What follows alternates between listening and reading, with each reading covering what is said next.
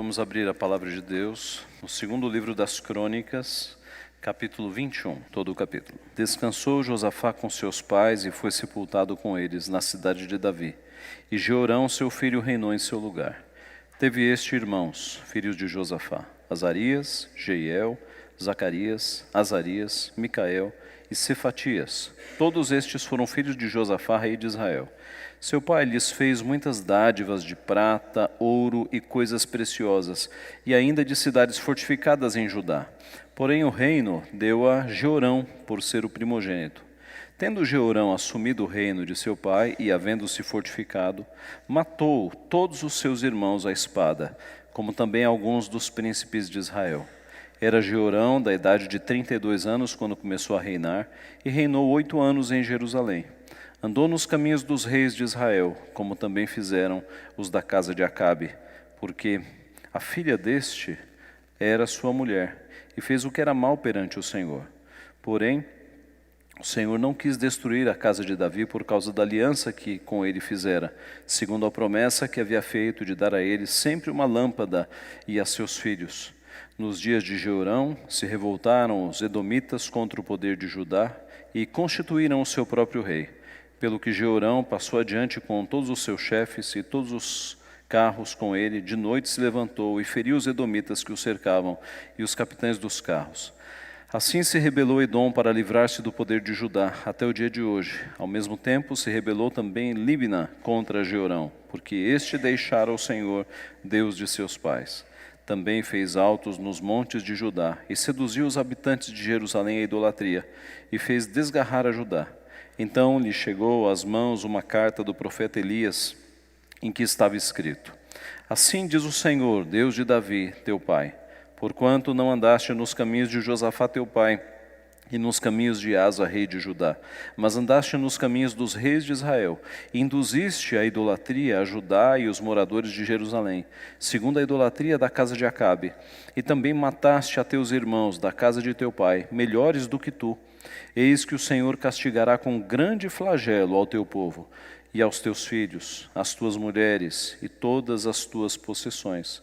Tu terás grande enfermidade nas tuas entranhas, enfermidade que aumentará dia após dia, até que saiam as tuas entranhas. Despertou, pois, o Senhor contra Jeorão o ânimo dos filisteus e dos arábios que estão do lado dos etíopes.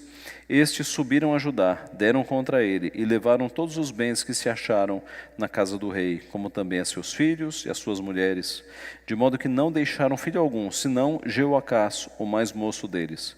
Depois de tudo isto, o Senhor feriu nas suas entranhas com enfermidade incurável, e aumentando esta dia após dia, ao cabo de 2 anos, saíram-lhes as entranhas por causa da enfermidade, e morreu com terríveis agonias.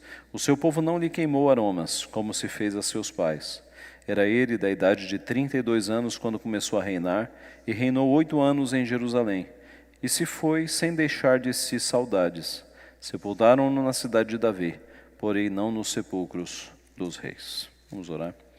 Pai Santo, te louvamos por tua palavra, porque ela nos exorta, ela nos repreende, porque os registros que o Senhor deixou para nós edificam a nossa vida, nos livram do erro, nos mostram, ó Pai, onde nossos irmãos do passado erraram e onde o Senhor quer que nós façamos o correto, Pai. Nós te pedimos que pela atuação do Teu Santo Espírito, ó Pai, que abre o nosso entendimento, que aplica a Tua palavra, nós possamos de fato ouvir a Tua voz, ser edificados pelo Senhor. Corrige então, Pai, os nossos pensamentos, o nosso coração, corrige o nosso mau comportamento e habilita-nos a fazermos a Tua obra constantemente, diariamente, da maneira que Te agrada. É o que nós pedimos agradecidos e humildemente, em nome de Jesus. Amém. Meus irmãos, quando pessoas boas, pessoas que fazem o bem morrem, deixam muita saudade. E isso é bastante visível nos velórios, nos enterros. Quando pessoas de destaque nacional, reis, presidentes, morrem, se foram líderes bons, eles têm alguns dias de funeral. E há grande lamento sobre uma nação. Aqui nós temos diante de nós a história do rei Jeorão, que no seu resumo final é dito que ele foi um rei que se foi sem deixar de si saudades. Ele morreu e não deixou qualquer tipo de saudade. O povo não sentiu a morte deste rei, porque ele foi um rei muito mau. Ele foi um rei ímpio. Ele fez o povo sofrer. Ele trouxe para o povo o castigo, a mão dura do Senhor. E ele partiu sem deixar de si qualquer saudade. Nós podemos ver aqui no texto de forma muito clara por que esse rei não deixou saudade. Em primeiro lugar, porque ele foi cruel. Ele foi um rei cruel. Jorão assumiu o trono quando seu pai, um ótimo rei chamado Josafá, morreu. Josafá foi um homem bom, não foi perfeito, teve os seus erros, mas foi um dos melhores reis de Judá, Josafá. Deus deu o trono ao filho mais velho então. Josafá presenteou os outros irmãos. O nome dos outros irmãos está declinado aqui no versículo 2. E Josafá, versículo 3, presenteou estes irmãos todos com prata, ouro e coisas preciosas e com cidades fortificadas. Quanto ao filho mais velho, ele lhe entregou o próprio reino. Jorão foi um dos piores reis de Judá, mas filho de um dos melhores. Um dos piores, todavia filho de um dos melhores. Um pastor do passado, um puritano inglês do século XVII, Thomas Fuller, ele certa vez escreveu o seguinte: Senhor, eu acho a genealogia do meu Salvador estranhamente quadriculada, com 4 mudanças notáveis em 4 gerações. Primeiro, Roboão gerou Abias, um mau pai gerou um filho mau. Segundo, Abias gerou Asa, um mau pai gerou um bom filho.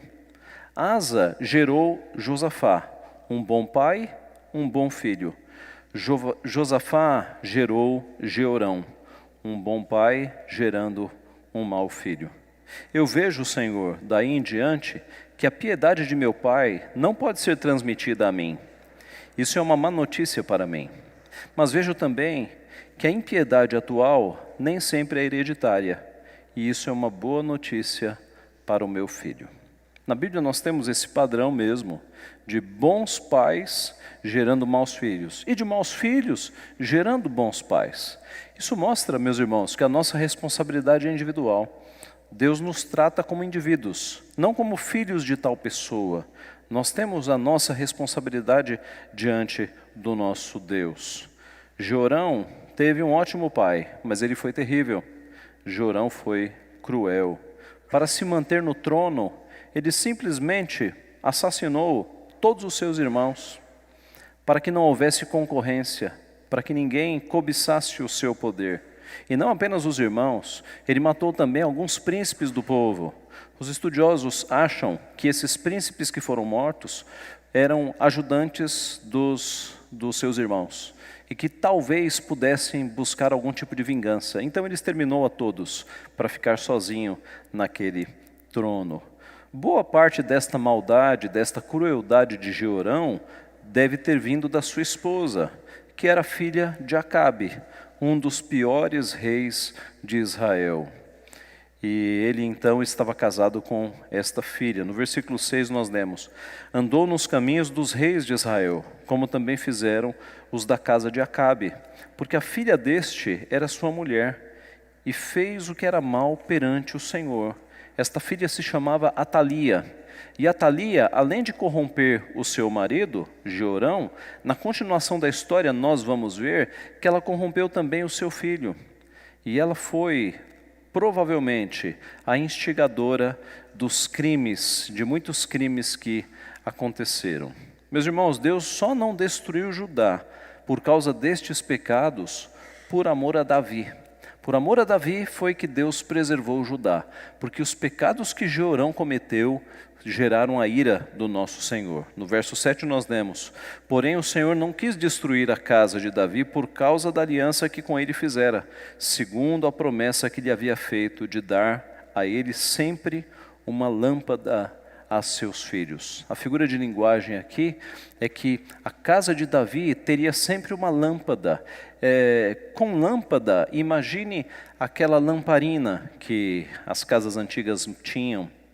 E a figura é que essa chama da lamparina, da casa de Davi, da dinastia de Davi, nunca vai se apagar, porque Deus mantém essa chama, Deus preserva a casa de Davi. Parte do castigo de Deus veio pela revolta dos edomitas. Nós vemos que o texto diz no verso 8, que se revoltaram os edomitas contra o poder de Judá e constituíram o seu próprio rei. Pelo que Jeorão passou adiante com todos os seus chefes e todos os carros com ele de noite, se levantou, feriu os edomitas que os cercavam e os capitães dos carros.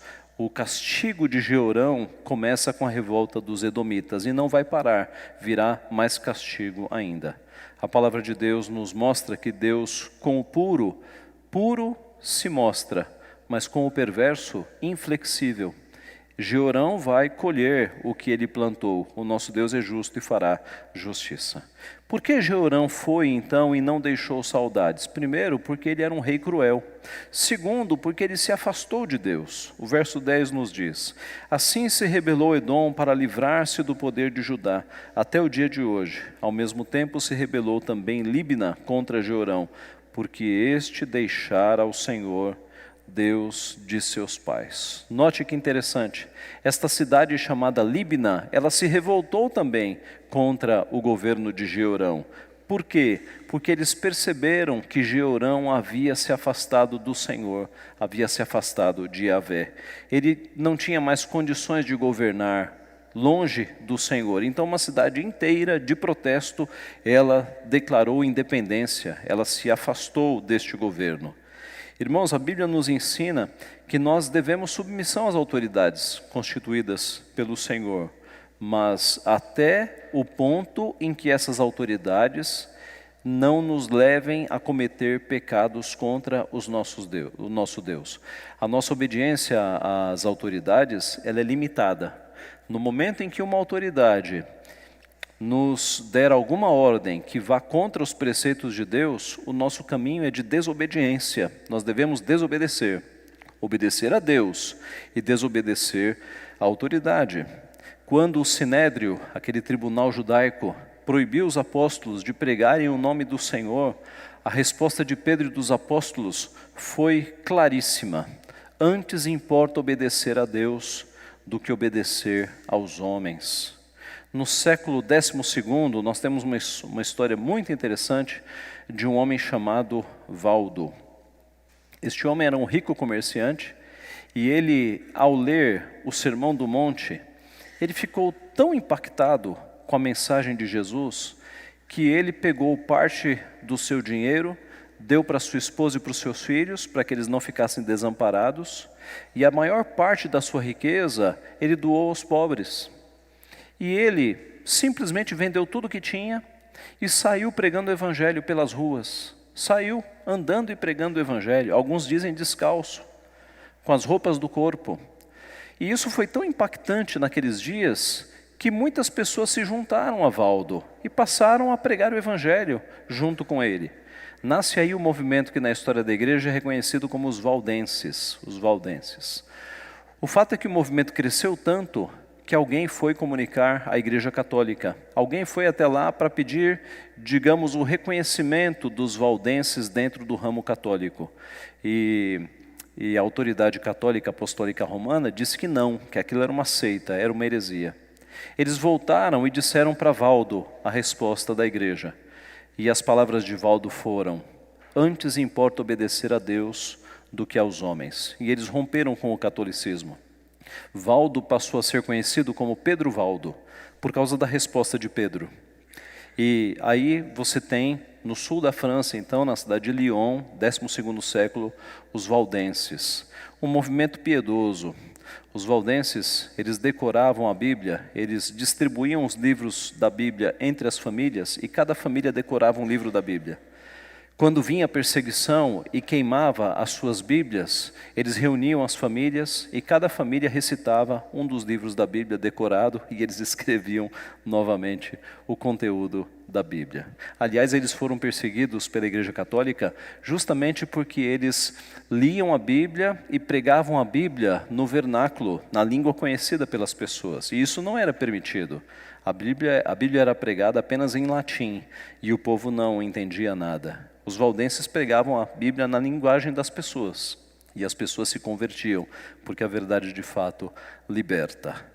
Assim, meus irmãos, quando o poder estatal, quando o poder do governo, ele se impõe de uma forma em que nos obrigando a ir contra a palavra de Deus, nós dizemos como Pedro e como os valdenses disseram: antes importa obedecer a Deus do que obedecer a homens. Se um dia o Estado brasileiro promulgar alguma lei que nos obrigue a ir contra o nosso Deus, ou que nos impeça de cultuar o nosso Deus, nós vamos desobedecer. E se preciso for, nós vamos ser processados, vamos ser presos, mas antes importa obedecer a Deus do que obedecer a homens. Libna deu esse grito de protesto contra o seu rei, que havia se afastado dos caminhos do Senhor. No versículo 11 nós lemos que Jeorão também fez altos nos montes de Judá e seduziu os habitantes de Jerusalém à idolatria e fez desgarrar a Judá. Josafá, o seu pai, havia destruído os altos e os postes ídolos de Judá. Josafá havia limpado o reino. Segundo Crônicas 17:6, nós temos essa informação. Tornou-lhe ousado o coração em seguir os caminhos do Senhor e ainda tirou os altos e os postes ídolos de Judá. Mas eis que Jeorão agora refez, contaminou de novo com a idolatria os altos, colocando ali postes ídolos, símbolos de idolatria. E o pior, o texto nos diz que ele fez desgarrar a Judá.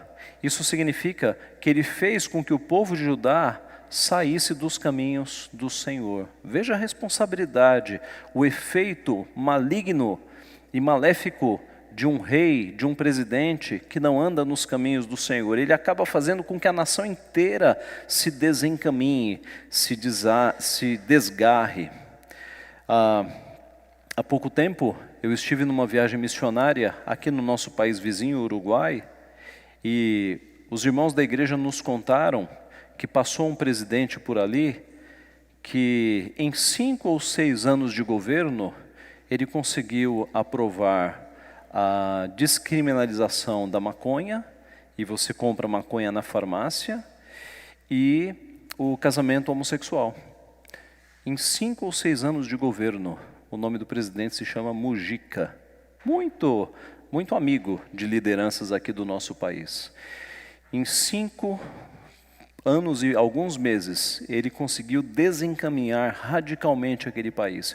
E os níveis de violência multiplicaram-se por conta de algumas leis que ele aprovou, esta da liberação da maconha, por exemplo. Meus irmãos, por que Jeorão não deixou saudades? Primeiro, porque ele foi cruel. Segundo, porque ele se afastou dos caminhos do Senhor. E por fim, porque ele foi amaldiçoado. Terceiro lugar, porque ele foi amaldiçoado. O profeta Elias entra em cena nessa história, não pessoalmente, mas ele manda uma carta, um escrito de alerta e de condenação do comportamento daquele rei.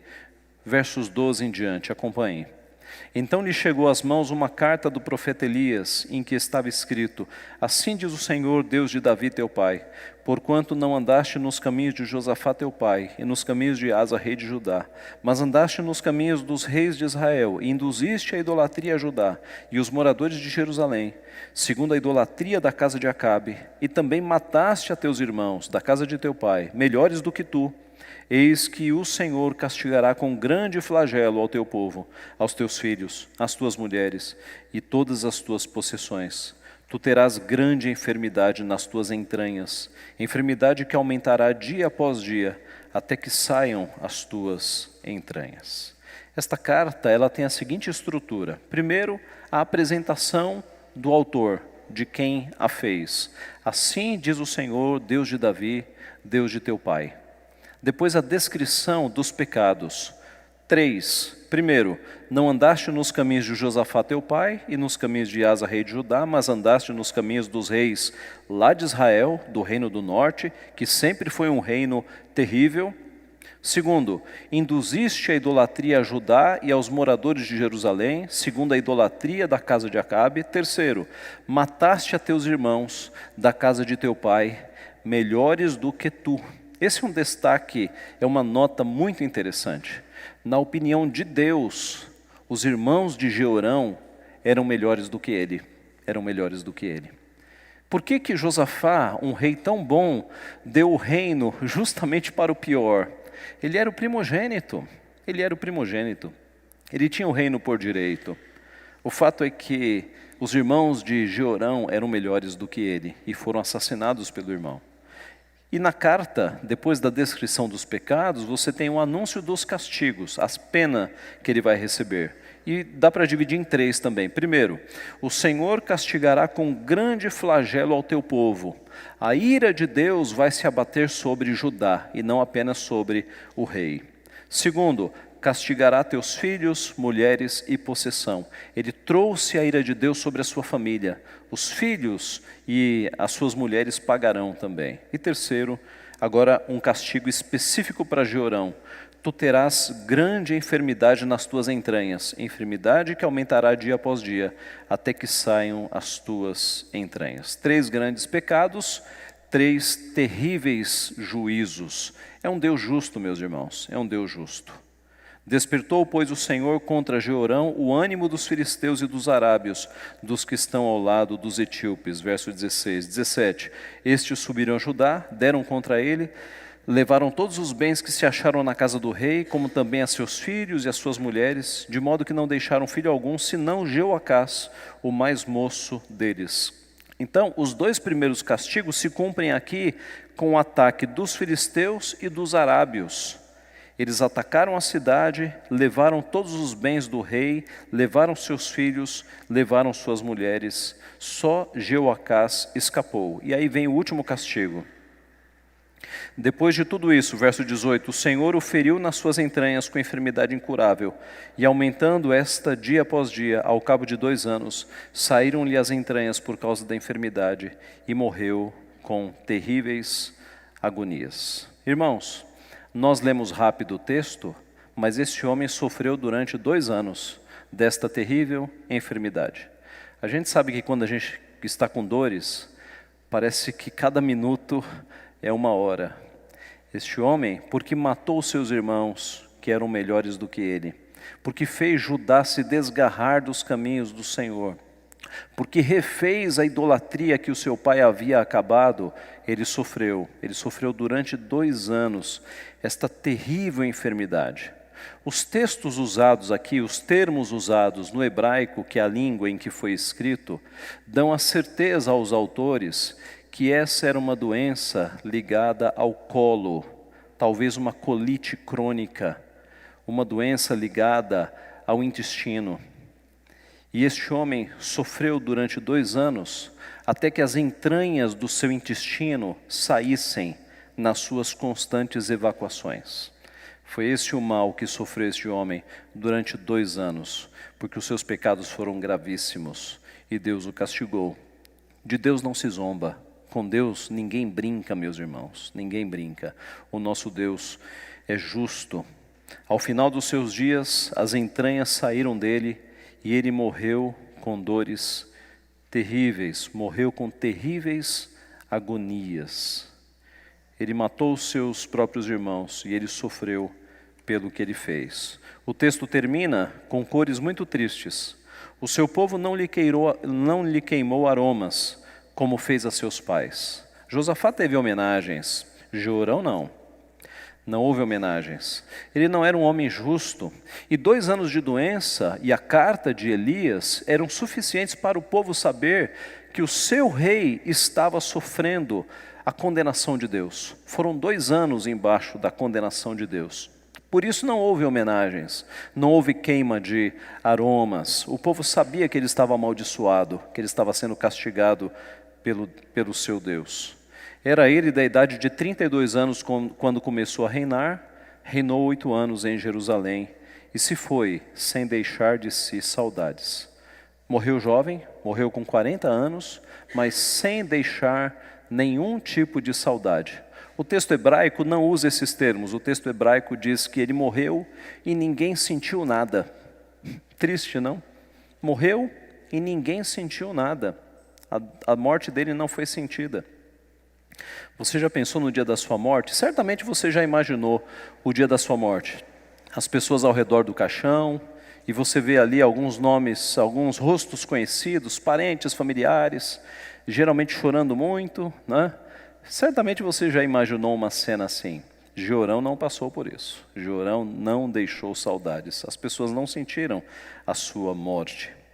Eles tiveram ainda misericórdia de sepultá-lo na cidade de Davi. O sepultaram junto a seu pai. Isso foi misericórdia. Mas ele não teve a honra de ser sepultado no sepulcro próprio dos reis. Os reis, quando morriam, eram colocados em sepulcros próprios. Ele não entrou naquela galeria. Tamanha foi a desonra com que este rei morreu, porque se afastou do Senhor. Nós temos aqui, meus irmãos, um detalhe interessante do texto, quando diz que o Senhor não quis destruir a casa de Davi por causa da aliança que com ele fizera, segundo a promessa de que lhe havia feito de dar a ele sempre uma lâmpada a seus filhos. O texto nos mostra que Judá só não foi exterminada porque Deus tinha uma aliança com Davi. E essa aliança, meus irmãos, ela apontava para Cristo, porque é da tribo de Judá, é dessa descendência de Judá que virá o Messias. Foi por isso, por conta desta aliança que prometia um Messias, que Deus não destruiu a nação de Judá. Era dessa nação que viria o nosso Redentor. É interessante que esta lâmpada, ela quase foi apagada no reinado de Jeorão e no reinado de outros reis ímpios, mas ela foi preservada pelo Senhor. E esta pequena chama, ela se tornou em grande luz. Eis que o povo que vivia em trevas viu grande luz. Esta luz se refere justamente ao nosso Senhor Jesus Cristo. Ele declarou: eu sou a luz do mundo.